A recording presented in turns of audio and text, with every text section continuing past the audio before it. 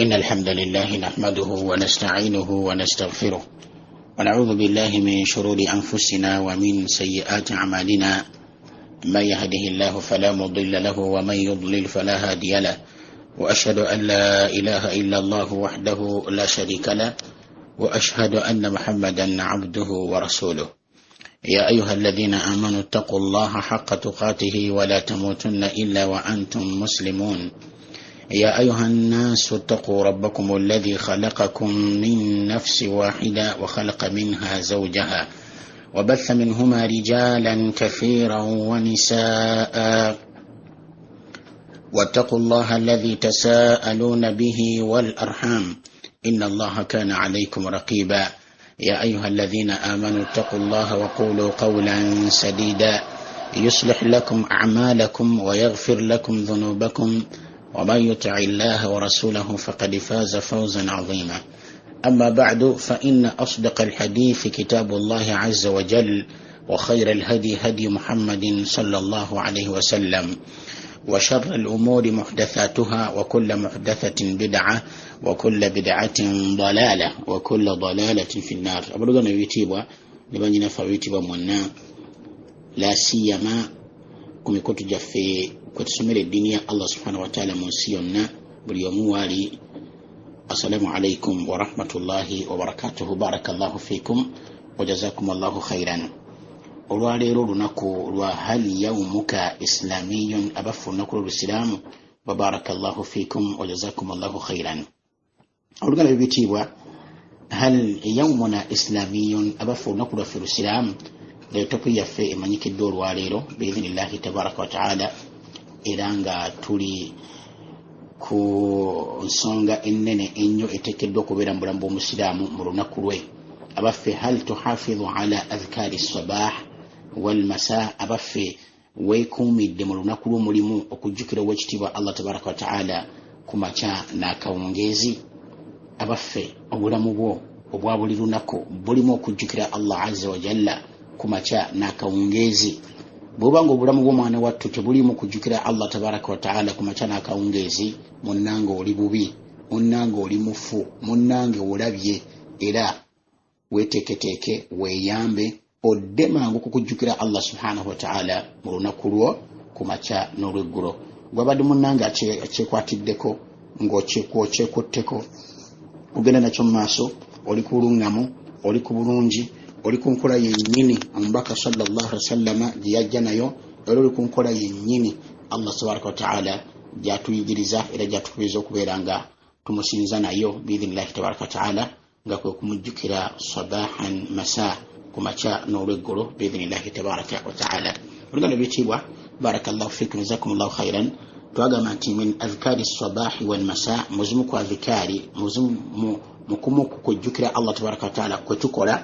barakallahu fikum jazakumullahu khairan. twaleeta mu lecture yaffe yasembayo nzijukira ku nsonga eno, twali tutambulira ku dhikiri gye twatambulirako biidhnillahi tabaraka wa ta'ala eri mu sunan abi dawuda era ngeri mu sunan ibn majah nga hadithi ntuufu biidhnillahi tabaraka wa ta'ala, hadithi ya sahaba w'ekituugo wayita Abdullah ibn Umar radiyallahu anhuma, nga dhikiri eyo yali egamba nti Allahumma inni as'aluka al-afwa wal-afiya fi dunya wal-akhirah. Allahumma inni as'aluka al-afwa wal-afiya fi dini wa dunyaya wa ahli wa mali.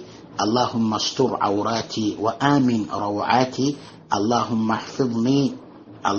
احفظني من بين يدي ومن خلفي وعن يميني وعن شمالي ومن فوقي، وأعوذ بعظمتك أن أغتال من تحتي.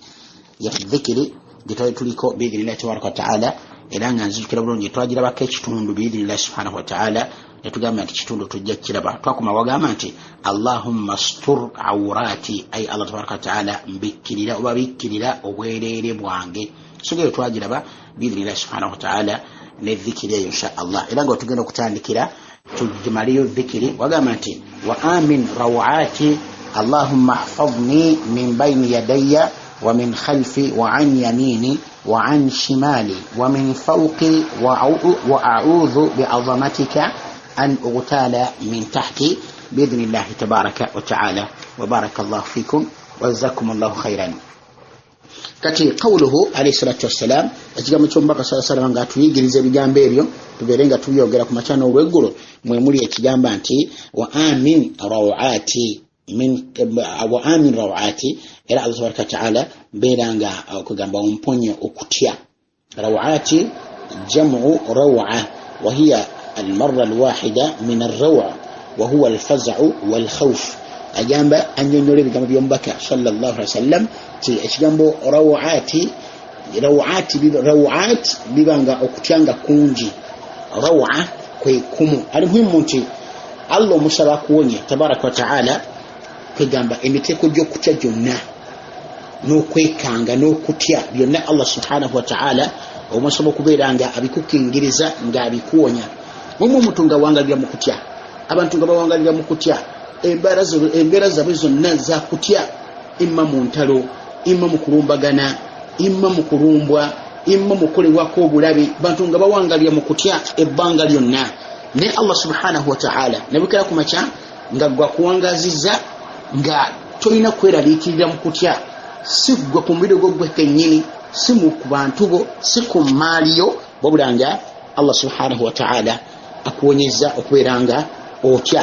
kati byonna byo bimusaba n'okujjukira wewangalira nti wangalira mirembe tiwali kutya, byonna n'obwewaza ow'ekitiibwa Allah subhanahu wa ta'ala n'omanya nti ddala ow'ekitiibwa Allah wa buyinza yakukuumye ebbanga eryo lyonna okubeera nga owangalira ewalungi. wa barakallahu fikum. kati n'obwobanga owangalira ewalungi nga tolina kutya kwonna, twalanga kacyansa okusinza Allah subhanahu wa ta'ala mu byakwagalamu okubeera nga omusinza, oleme kulagajjala, oleme kubeera nga abantu abali mu kutya, oleme kubeera nga abantu abali mu kulumbaganibwa, oleme kubeera nga abantu abali kugamba nga tebasinza Allah waabwe nga bali mirembe. n'olwensonga eyo otwalanga akakisaako ng'okyali wooli nga wa mirembe okusinza Allah tabaraka wa ta'ala n'okuteeka hadithi z'omubaka sallallahu alaihi wasallam mu nkola. omubaka n'agamba nti Allahumma ihfazni min bayni yadayya wa min khalfi wa an yamini wa an shimali wa min fawqi. ezo saidi zonna omukaaja osaba Allah subhanahu wa ta'ala akola atya abeere nga akukuuma okuva obubi obuva mu saidi zezo omukaaja. kyagamba nti talaba min Allah azza wa jalla an yahfadahu, omuddu asaba Allah tabaraka wa ta'ala amuwonye min almahaliki, amuwonye okuzikirira okwo okumujjira mu biseera by'okubeera nga omuntu mulagajjavu era nga kumujjira okuva mu njuyi omukaaja. agamba min bayni yadayya ay Allah mponya nkuuma mu maaso gange, kabwe ebizibu byonna obulabe bwonna obuyinza okuva mu maaso gange ne bunsisinkana, ay Allah tabaraka wa ta'ala buntaase era onkuume buleme kunsisinkana era nneme bbugwamu.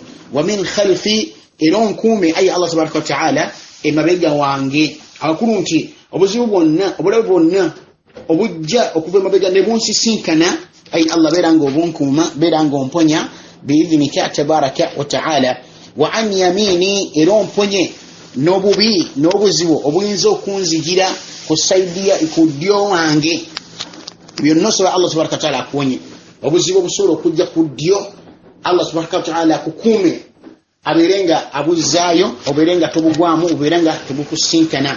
wa an shimali, era n'obuzibu omponye onkuume okuva mu buzibu obuyinza okunjigira ku kkono wange. wa min fawqi, n'obuzibu osobola okunjigira waggulu wange, tegereka waggulu wange. zonna saidi zezo omukaaga osobola Allah tabaraka wa ta'ala abeere nga akuwonya. nga akuwonya kuki? okusingira ddala okunja shaitaani yakulimirwa. shaitaani tewanya abaddu ba Allah subhanahu wa ta'ala ng'ebakowoola okudda gyeri, ng'ebakowoola eri obugayaavu.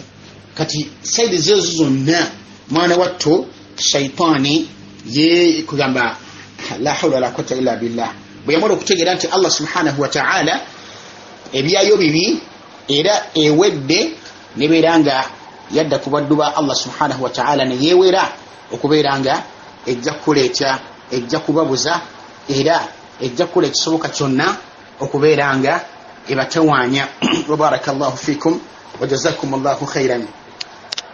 tubola Allah kyagamba tabaraka wa ta'ala ti shaitaani bwe mala okubeera nga yakugamba yakutukawo n'okusubira kwa Allah tabaraka wa ta'ala ekintu n'ekita neyeeyama nekugamba neereeta okweyama kwayo n'okulwana kwayo n'okukola ennyo kwekola ng'eraga nti egenda kukola ki ejja kuboza abantu okubajja ku kkubo lya Allah tabaraka wa ta'ala era negamba nti thumma la'atiyannahum min bayni aydihim wa min khalfihim wa an aymanihim wa an shama'ilihim olaba enzira zinennya oba saidi zinennya Allah subhanahu wa ta'ala azogerako nga sitaani yefudde ebbereje eragira ddala era eyogera lwatu nti egenda kubabuza ng'ebaviira ddala ku saidi zeezo ennya nga Allah wagamba nti thumma la'atiyannahum min bayni aydihim sitaani egamba tiŋŋenda kubajjirira ddala nga nva mu maaso gaabwe nga njija ŋŋenda mu maaso gaabwe wa min khalfihim era mbave n'emabega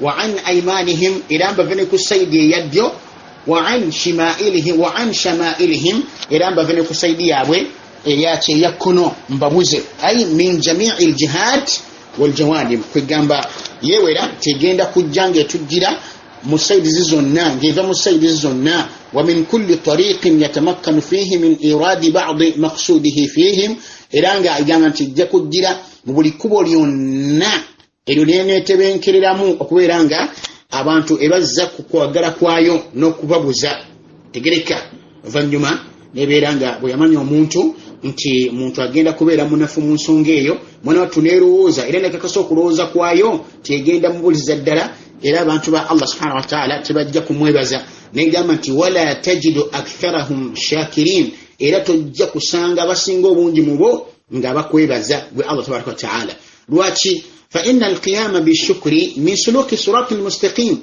ولوكبانغا omuntu okimirawo n'okwebaza Allah tabaraka wa ta'ala zizimu kumpisha z'ekkubo eggolokofu wa huwa yuridu saddahum anhu wagate sitaani eyagalira ddala okubeera nga ebaziyiza ddala okuviira ddala ku kkubo ly'okwebaza wa adamu qiyamihim bihi n'abantu okubeera nga tebayimirirawo ddala mu kwebaza Allah subhanahu wa ta'ala era kyova olaba kyeyagamba Allah azza wa jalla mu aya endala ti innama yad'u hizbahu liyakunu min ashabi sa'ir mazima ddala shaitaani ekowoola abantu baayo ekowoola abantu beebuzizza nga ddala ebasindika mu muliro السعير عياذا بالله تسبح الله تبارك وتعالى تبارك الله تبارك وتعالى yatuzukusa nnyo wano yatuzukusa tuleme okubeera nga tugigoberera tugyewale tudde eri Allah subhanahu wa ta'ala mu kumujjukiranga n'emirimu emirungi biidhnihi tabaraka wa ta'ala wahakadha kati tusaba Allah subhanahu wa ta'ala atujje oba atukuume mu saidi zezo zonna omukaaga zino nnya Allah zayogeddeko wano tabaraka wa ta'ala naye nga n'endala era yazoogerako n'omubaka sallallahu alayhi wa sallama waggulu ne wansi tegereka wabarakallahu fikum kiro omubaka kyagambye sallallahu alayhi wa sallam nti wa min fawqi n'okuviira ddala ayi Allah nkuuma okuviira ddala ebizibu bisobola okuva waggulu ne bijja nga bivudde saidi ye waggulu wabarakallahu fikum wabarakallahu fikum agamba nti wa amma min jihati al-fawq ebintu oba ebizibu oba kusaba Allah tabaraka wa ta'ala okukuuma ebintu ebisobola okuva wagguluwo fa inna minha mazima mu byo yanzilu al-bala okubeera nga ebibonerezo bisobola okukka wasawaiqu n'okubwatuka wal adhabu n'ebibonerezo ebiyinza okukka nga bisse ku bantu kati Allah subhanahu wa ta'ala mwana wattu omusaba abeere nga akukuuma okuviira ddala waggulu mu maaso go emabega ku saidi yaddyo ku saidi ya kkono kati okuviira ddala ne wansi nakyo kulaba nti Allah tabaraka wa ta'ala oba mbaka sallallahu alaihi wasallam walogamba nti wa a'udhu bi azamatika an ughtala min tahti era Allah tabaraka wa ta'ala nekingiriza n'ekitiibwa kyo an ughtala min tahti omponye okuzikirira okuva wansi ombaka sallallahu alaihi wasallam olole ekigamba nti wa a'udhu era nekingiriza gy'oli lwaki ng'alaga nti tewaliyo agamba nti isharatun ila annahu ma thamma muhlikatun min almahaliki ashad wa afdha min allati ta'rudu li ibn adam min jihati at-taht agamba nti ombaka sallallahu alaihi wasallam ekintu kino kyongeramu okubeera nga ekyawansi nti Allah mutaase Allah tabaraka wa taala amukuume ebibi n'ebibonerezo n'obulabe osobola okuva wansi we olwokubanga nti tewaliiwo kuzikirira mu kuzikirira kwonna era kusinga bubi kusinganga muntu kuzikirira ng'azikirira okuva wansi we. Bategeka Buluganda mulimu kubeera nga okubomoka kw'ettaka, mulimu kubeera nga Allah subhanahu wa ta'ala ettaka ali kugamba likola ki lyeyasaamu, then abantu ne babomoka ne bagwamu nalizingako Allah subhanahu wa ta'ala. Barakallahu fikum, jazakumullahu khairan. Obategereka Buluganda era kati bwekityo bwekifaanakana Allah subhanahu wa ta'ala okubeera nga atuwonye ebibonerezo ebikola ki ebisobola okuva waggulu oba ebisobola okuva waggulu ne wansi waffe. Era Allah ow'ekitiibwa n'agamba tabaraka wa ta'ala mu suratu al-an'am aya yankaga mutano, Allah gamba nti qul huwa alqadiru ala an yab'atha alaykum adhaban min fawqikum aw min tahti arjulikum. Allah wagamba tabaraka wa ta'ala tibagali Muhammad sallallahu alaihi wasallam timazima Allah subhanahu wa ta'ala asobolera ddala wamaanyi nnyo Allah azza wa jalla tabaraka wa ta'ala ala irsali al'adhabi ilaykum min kulli jiha. Allah tabaraka wa ta'ala asobolera ddala okutusindikira ebibonerezo okuviira ddala mu buli saidi zizonna, kubanga amajiga Allah tabaraka wa ta'ala tutugamanyi mpewo buwewo nga Allah agisindize kuva ku saidi zonna esobola okutusanyawo mu lutema lwaliiso ffenna ensi yonna Allah gyatonda tabaraka wa ta'ala.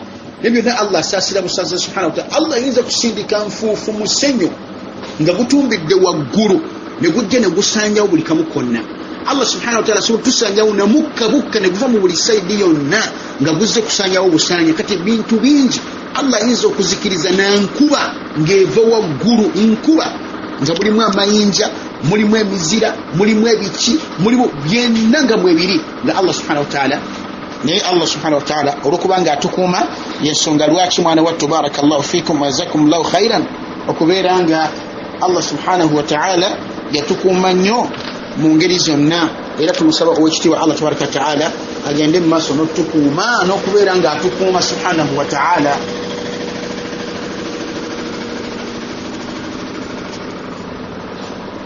kyagamba subhanahu wa ta'ala قل هو القادر على أن يبعث عليكم عذابا من فوقكم أو من تحت أرجلكم. وقال محمد صلى الله عليه وسلم تمزم الدلاء الله تبارك وتعالى سبول إلى الدلاء وكبيرانغا أسندك إبن الزوبي سبحانه وتعالى مبولين جيزنا من فوقكم وقروا من الله سبحانه وتعالى سبول كسا عذاب إبن الزو وكذكرنا nga biva waggulu au min tahti arjulikum obanga biva wansi wa mwembigere bya mwansi amakuru ngibyonezo biva wansi wa mwebijjane bisinkana Allah tabaraka wa ta'ala. Naye kulokusasira kwa Allah subhanahu wa ta'ala mwana wattu abantu bakola kafankunali wabwe ne tukola kafankunali wa feyenna ngabwe tumwagala mu kujoga Allah subhanahu wa ta'ala mu buli mbeera yonna ne Allah w'ekitiibwa tabaraka wa ta'ala n'abeera nga atuleka n'abeera nga atusaasira. Lwaki lina'tabir sobola okubeera nga twebuulirira, sobola okubeera nga tudde eri Allah subhanahu wa ta'ala, sobola okubeera nga tukyusa mu mbeera zaffe. Kati Allah azza wa jalla yatulinako control, yatulinako okubukuumi bwonna.